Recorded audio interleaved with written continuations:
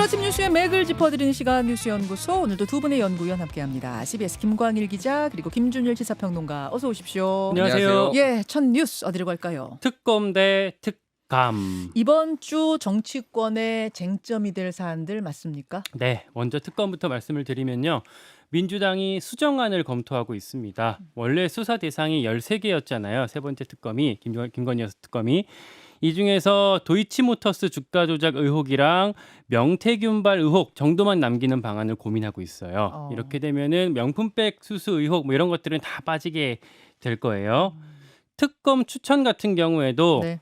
야당이 이제 특검 추천을 해야 된다라는 걸 갖고 여당에서 독소 조항이라고 했었잖아요. 네. 이거를 아예 제3자 추천으로 바꾸는 방식까지 검토하고 있다고 합니다. 13개 의혹을 모두 담은 걸 다 추려서 좁히고, 추천도 뭐 여당이 원하는 대로 하게 하겠다, 이렇게 해도 못 받겠느냐, 이제 이렇게 되는 거군요. 네, 그걸 검토하는 걸로 이제 분위기를 띄우면서요. 예. 왜 그렇게 좀 이제 분위기 이런 것까지 검토하게 됐냐 하면은 최근의 분위기가 국민의힘 이탈표가 그렇게 많이 안 나올 분위기들이 좀 감지가 되거든요. 맞습니다. 제가 지난주에도 말씀을 드렸던 게 민주당 핵심 관계자한테 제가 물었을 때 한 5표 정도 이탈표 전망한다, 이런 대답이 돌아왔다고 제가 말씀을 드렸었잖아요. 예, 예.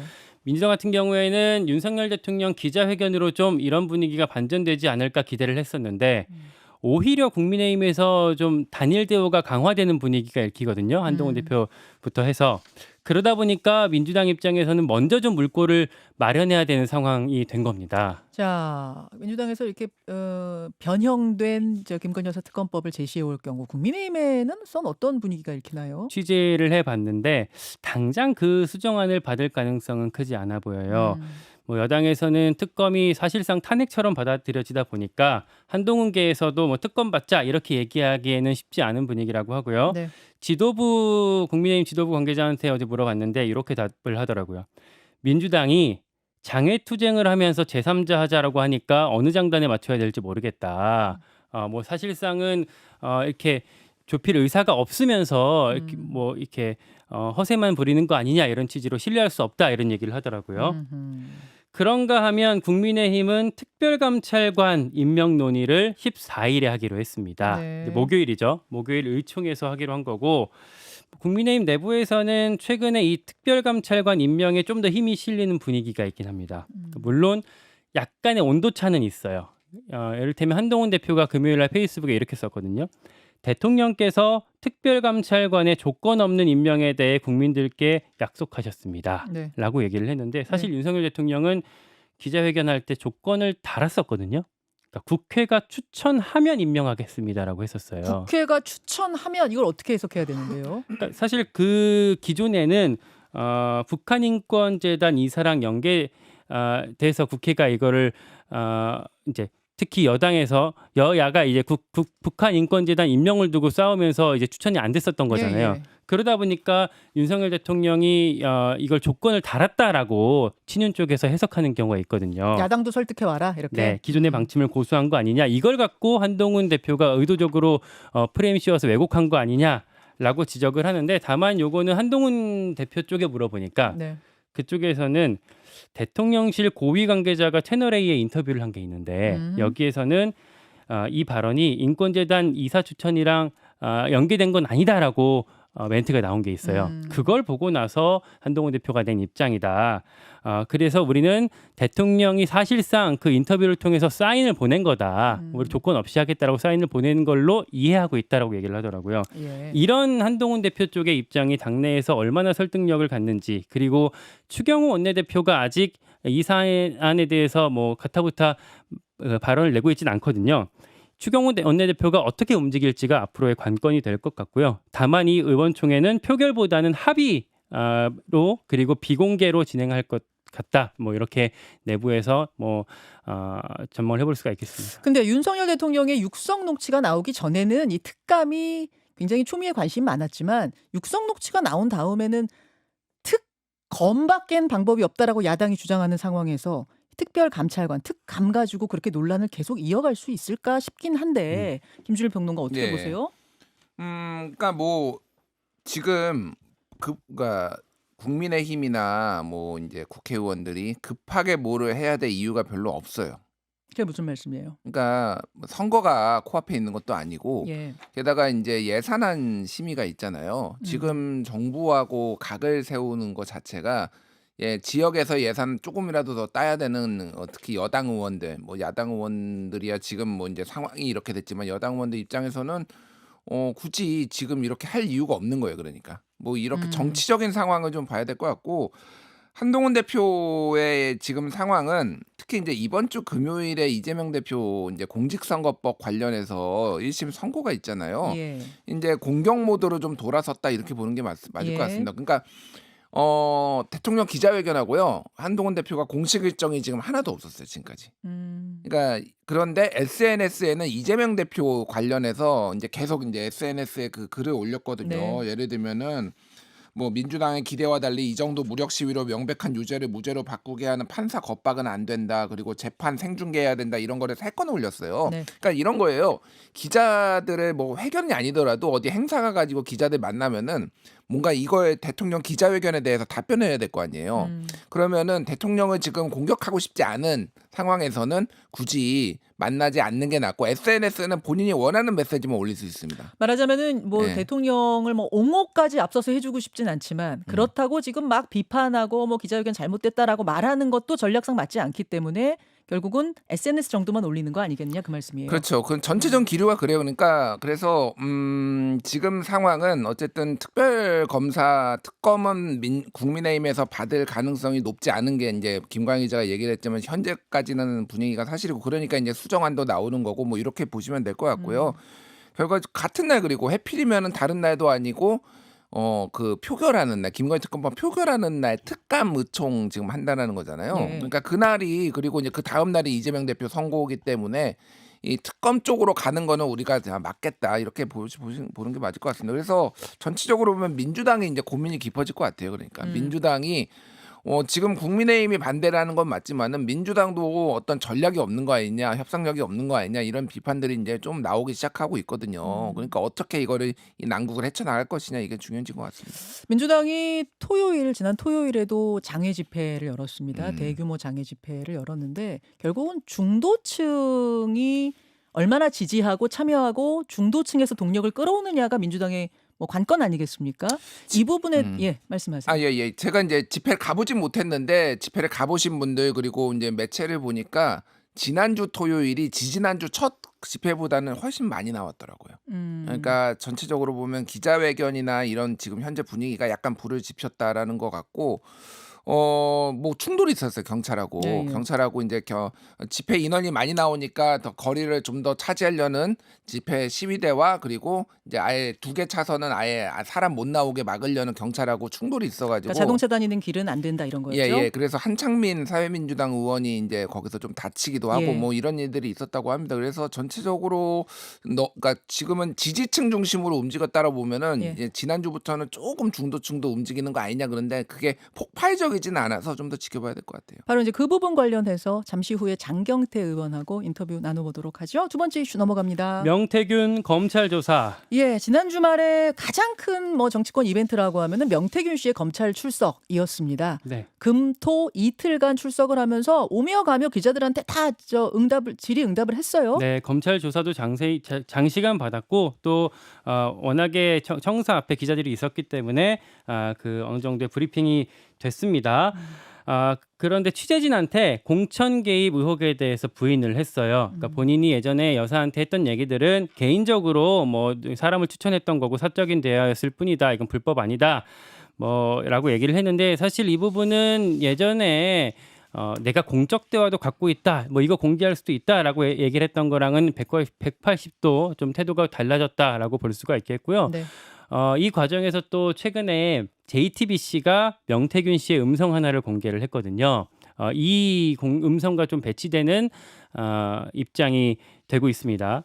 뭐냐면 그 명태균 씨 본인이 과거에 여기저기 김건희 여사 이름을 뭐 팔고 다녔기 때문에 김건희 여사가 이런 점 때문에 주변에 걱정을 한다라는 얘기를 명태균 씨 입으로 말하는 걸 JTBC가 공개를 했어요.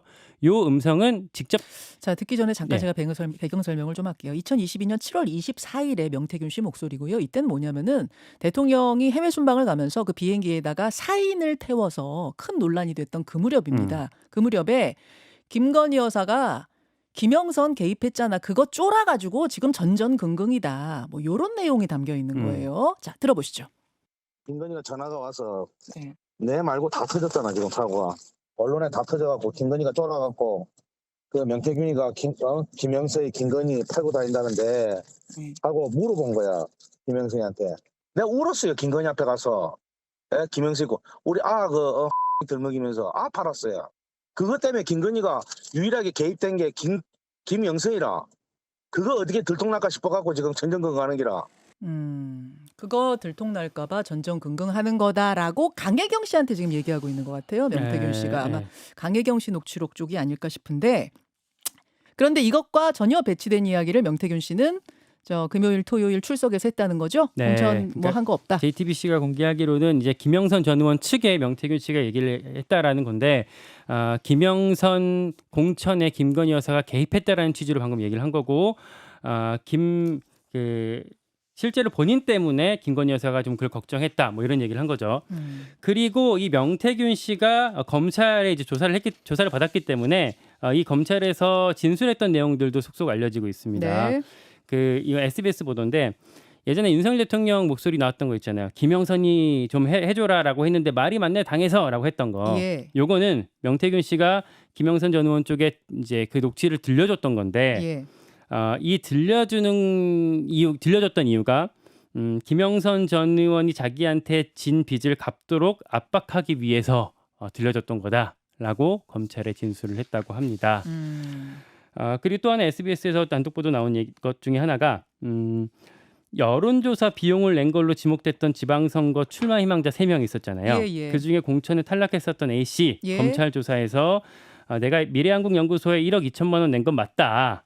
그리고 이게 공천받기 위해서 그 목적으로 돈 건넨 건 맞다라는 취지로 진술을 했다고 합니다. 예. 명태균 씨의 어떤 공천에 대한 영향력이 있다라는 거를 김영선 전 의원 사례를 보고 믿고 내가 돈을 건넸다라고 진술을 했다고 합니다. 자, 김준일 평론가. 예. 명태균 씨가 이제 검찰에서 무슨 말을 했을까? 이건데 나와서 기자들한테 한 이야기를 툭툭툭 종합해 보면 되게 이야기 많이 했잖아요. 종합해 보면 공천 개입 같은 건 없었다. 그러면은 왜 대통령한테 뭐 김영선 추천하고 뭐 내가 당한테 얘기했는데 말이 맞네. 이게 왜 나온 거예요? 라고 기자들이 묻자 국민 누구나 추천할 수 있다. 대통령하고 전화가 안 돼서 그럴 뿐이지 전화가 되면 국민 누구나 추천할 수 있는 거 아니냐. 그거뿐이다. 이렇게 말을 한 게 뭐 핵심이었어요. 네. 그러니까 지금 이제 윤석열 대통령, 명태균 씨, 검찰 요렇게 입장들을 좀 보시면은 상황을 보시면은 이제 어떻게 지금 이게 돌아가는지 좀 이해하실 것 같은데, 명태균 씨는 어쨌든 전체적으로 다 부인을 하고 있죠. 예를 들면은 지금 검찰 먼저 말씀드리면, 검찰은 뭐 다른 것도 조사를 하는지 안 하는지는 제가 모르겠으나 지금 초점을 맞추고 있는 거는 정치자금법이에요. 예. 정치자금법 쉽게 얘기를 하면은 그 지방선거에 출마하겠다는 예비 후보자들한테 뭐 1억 2천만 원 등등등 해가지고 돈을 많이 받았고 그거를 지금 여론조사에 이제 썼다라는 의혹이 있고 예. 그러니까 대선 여론조사에 미리 받았던 거죠. 그러니까 그때 그리고 그거를 뭐 일부는 돌려주고 일부는 뭐 지금 뭐 안 돌려주는지 좀 확인이 안 되고 있고, 요거를 지금 압수수색할 때도 명태균 씨 자택을 압수수색할 때도 거기 보면은 정치자금법 위반만 써 있습니다. 다른 예. 거는 그러니까 예를 들면 공천 개입이라든지 이런 거 안 써 있거든요. 그러니까 그쪽에 이제 초점을 맞춰가지고 지금 하고 있는 상황이고, 윤석열 대통령이 사과를 지난 목요일에 했을 당시에 명태균 씨의 지금 기류와 검찰 조사를 받고 나와서 기류가 좀 달라요. 그러니까 그때는 저의 경솔한 언행에 상처받으신 분께 이제 사과드립니다 SNS에 썼잖아요. 예. 굉장히 공손했거든요. 예. 근데 갑자기 이제 뭐 영상 보신 분들이 있을 텐데 막 경로합니다. 아까 금요일의 분위기하고 토요일 분위기가 좀 달랐어요. 예, 조사를 토요일 날 두 번 했는데. 두 번 했는데 토요일 날 나와가지고는 네. 뭐 JTBC 기자랑 네가 가짜 뉴스 퍼뜨렸지, 네가 주범이지 하면서 막 싸우고 막 난리가 났어요. 굉장히 이제 톤이 높아졌는데, 이거를 이제 여러 가지로 해석할 수가 있는데 쉽게 얘기를 하면은 뭔가 자신감이 생겼다라고 이제 보는 것도 있는 부분도 있고, 아니면은 약간 지금 자기가 얘기하고 싶은 쪽으로만 이제 방향을 조금 틀어가고 있다. 왜냐하면은 그 공천 개입이나 이쪽으로 얘기가 나오면은 화를 버럭내면서 그걸 얘기가 안 나오게 좀 얘기를 하는 쪽이 있더라고요. 그러니까 그 전에 앞단에서 예를 들면 돈 문제 이런 거 가지고는 조금 더 이제 차분하게 얘기를 하다가 이렇게 갔거든. 여사와의 문제라든지. 그러니까 지금 윤석열 대통령이 어쨌든 뭐 이게 명태균 씨의 관계를 사실상 부인하고 그러니까 전화 받은 거는 기억 안 난다. 그리고 기억 뭐 한다고 해도 그게 무슨 문제냐라고 얘기를 하면서 명태균 씨는 어쨌든 다 부인을 하지만 특히 여사하고의 어떤 공천 개입 이쪽은 완전하게 부인하는 이쪽으로 지금 전략을 좀 잡은 것 같아요. 지금 분위기상. 네, 그런 느낌이 들죠. 그러니까 계속해서 돈의 흐름을 봐라라고 얘기하고 있어요. 명태균 씨인데 1원 하나라도 받은 게 있는지 돈의 흐름을 봐라 계속 이야기를 하는데 사실은 돈의 흐름도 돈의 흐름이지만 그 목소리들 그러니까 증거로서 쓸 수 있는 목소리들이 나오면은 뭐 이게 공천 개입으로 바로 이어질 수 있는 건데 그럼 그건 어디에 있느냐? 명태균 씨 휴대폰에 다 있을 거란 말이에요. 그래서 기자들이 물었죠. 뭐 검찰에서도 물었겠죠. 그 휴대폰 석대에 있다던데 그거 어떻게 하셨냐? 그러자 명태균 씨가 버렸다. 처남한테 버리라고 시켰다. 이렇게 지금 이야기를 했다고 합니다. 검찰에서도 얘기했고 기자들한테도 얘기했습니다. 결국 그 휴대폰 석대 안에 들어있을 증거들 혹은 뭐 열어봤을 때 없을 수도 있겠죠. 없을지 있을지 모르지만 하여튼 휴대폰이 나와야 되는 거잖아요. 이걸 좀 검찰이 찾을 수 있느냐가 핵심 쟁점 같습니다. 그리고 그런 것들은 증거인멸의 뭐 가능성이 있기 때문에 구속사유 중에 하나가 될 수가 있고 그러니까 검찰에서는 이번 주 중에 구속영장을 청구할 가능성이 있다. 검토하고 있다. 이렇게 좀 얘기를 하고 있습니다. 자, 요 이야기는 오늘 장경태 의원과도 이야기 나눠보고 뉴스닥에서 여야 패널들과 함께 좀 더 심도 있게 짚어보도록 하죠. 다음으로 갑니다. 막말 의협 회장 탄핵. 예, 의협 회장 임현택 회장 결국 탄핵이 됐네요. 회원들에 네. 의해서. 불신임안이 어제 대의원총회에 올라왔는데 76% 압도적 스코어로 통과가 됐습니다. 따라서 취임 6개월 만에 불명예 퇴진하게 됐고요. 의협 회장 탄핵이 역대 두 번째예요. 재임 기간 기준으로는 역대 최단기 퇴진이 됐습니다. 예, 자, 왜 탄핵이 됐는가 궁금합니다. 제가 어제 의협 쪽을 잘 아는 한 관계자, 의료계 관계자한테 물어봤는데 네. 강경한 노선보다도 품위 없는 행태에 대한 거부감 때문이다라고 얘기를 하더라고요. 어떤 행태를 말하는 걸까요? 두 가지인데 먼저 막말. 이건 사례가 많습니다.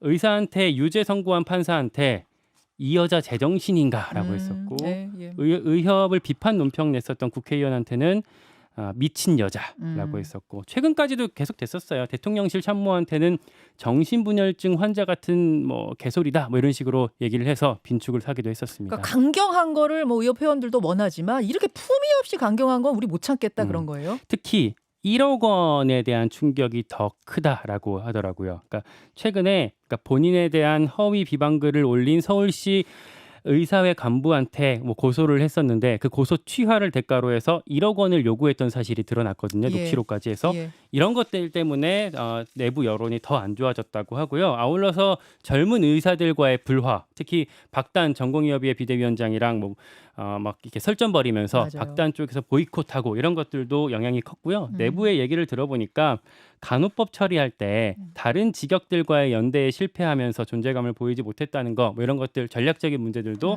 다 탄핵에 포함이 됐다고 합니다. 자, 임현택 회장이 물러나면서 이제 어떻게 뭐 여야 의정협의체 같은데 좀 물꼬가 트일지 어떻게 변화가 있을까요? 뭐 그동안은 의협이 전공의들이랑 척을 지면서 의견 수렴 자체가 안 됐었거든요. 예. 그러니까 전공의들이 목소리는 제일 큰데 어떤 그 단위에서는 빠지기 때문에 이런 의사 결정이 자체가 좀 어려웠던 문제가 있는데, 근데 이제 임현택 회장이 탄핵됐기 때문에 뭐 앞으로 비대위나 차기 집행부 쪽에는 전공의들이랑 라인을 좀 구축하거나 아니면 아예 전공의들이 여기에 참여해서 전면에 설 가능성도 있거든요. 그렇게 되면 좀 책임 있는 대화를 통해서 해결의 실마리가 풀리지 않겠냐. 여야 의정 협의체도 오늘 출범하거든요. 출범해요. 네, 이제 여야정, 그러니까 약간 반쪽 협의체로 출범하게 되는데 여기에 이제 이들이 참여할 가능성도 커지지 않겠냐라는 뭐 기대감 이런 것들이 여당 내부에 있는 건 사실이거든요. 야당은 오늘 참여 안 하는 거 아니에요? 네. 안 하는 거죠. 네. 예, 그래서 예. 여야정으로 되고 죄송합니다. 여의정. 근데 예. 이제 의사 단체도 사실은 반쪽인 거고. 그렇죠. 예. 예. 그런데 여기저기 좀 취재를 해보니까 당장은 좀 엄청 막 상황이 반전돼서 갈등이 풀리고 그렇게 전망할 상황 같지는 않아 보입니다. 일단 의협 기조가 바뀌진 않을 것 같고요. 아시다시피 의협 같은 경우에는 역사적으로 어느 지도부든 죄다 이렇게 강경했었잖아요. 네. 특히 강경파, 지금의 강경파인 전공이나 좀 주니어들의 여론이 수용돼서 지도부가 엎어진 거기 때문에 갑자기 온건파가 막 득세하고 그런 분위기도 아닐 거예요. 그리고 차기 회장이 결정되기 전까지 한 한두 달 정도는 비대위 체제로 될 거거든요. 이제 수요일 날 비대위원장을 뽑게 될 건데 사실상 관리형 비대위가 될 가능성이 크대요. 그렇게 되면 이런 관리형 비대위에서 여야 의정 같은 걸 참여하는 중대한 결정을 내리기는 어려울 수 있잖아요. 그렇죠. 그래서 당장 반전되기는 어렵고 때문에 그러니까 여권 쪽 당정에서도 네. 의협보다는 뭐 대한의학회나 뭐 의대협회 이런 쪽의 소통에 좀 더 방점을 두고 있다고 합니다. 교수들하고의 소통. 네, 그 그렇죠. 학장들이죠. 야, 여기까지 봐야겠습니다. 예, 두 분 수고하셨습니다. 고맙습니다.